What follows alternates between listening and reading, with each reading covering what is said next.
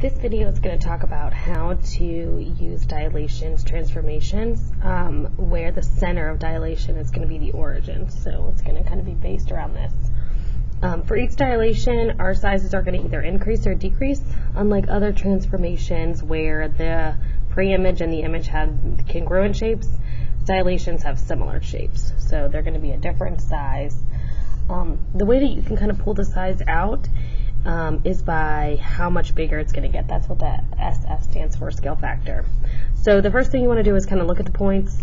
On the original, there's the pre-image, A, B, C. So it helps if you list them out.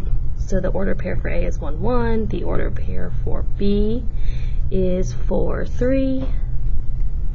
And the order pair for C is 4, 1. And so those are your original points. Once you get your originals, you take the scale factor and multiply all of the ordered pairs, every coordinate by the scale factor, so by the 2. So we're going to multiply A by 2, so we get 2, 2. B coordinates as well. So B prime, that's the after, is going to be 8, 6.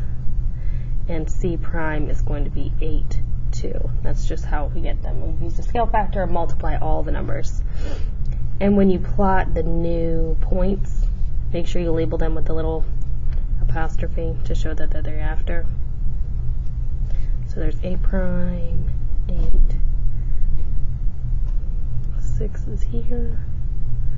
There's B prime and C prime 8, 2.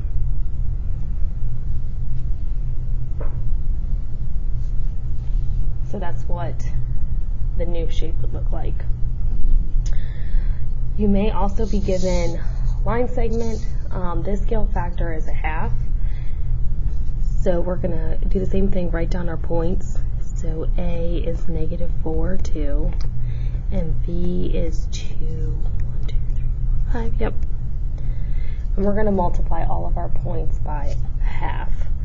So this shape is actually going to get smaller since our scale factor is between 0 and 1. So it's going to be half the size. So half of 4 is -2, that'd be 1. Half of 2 is 1, and half of 5 is 2.5.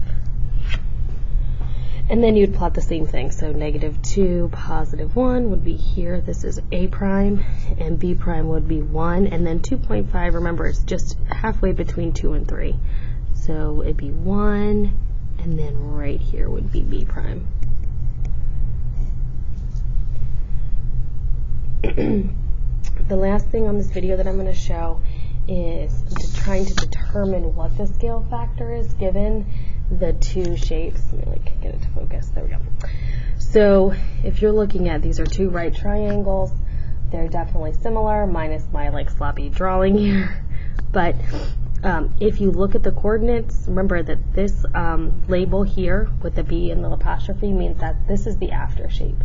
So the shape has gone from this size to this size, so it's decreased in our size. We can write down the ordered pairs of the before.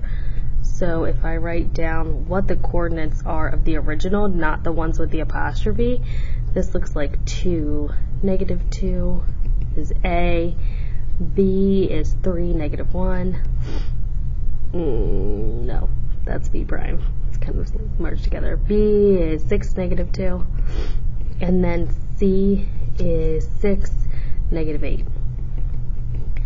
And then you look at the after. So A prime would be 1, -1. B prime would be that one. That's the one that was 3, -1. And then C prime is 3, -4. So once you write your coordinates down, let me move this, sorry. Then you can see, well, what number did they multiply the originals by to get to the afters? So there's the size is getting smaller. If I'm going from here to here, I'm multiplying by 2. But since I'm going from here to here, my scale factor is going to be dividing by 2, or really what you're multiplying by is a half. So that's how to determine it. So it's very important when you're writing your points down that you label them, so that way you know if it was going from here to here, or if it was going the other direction.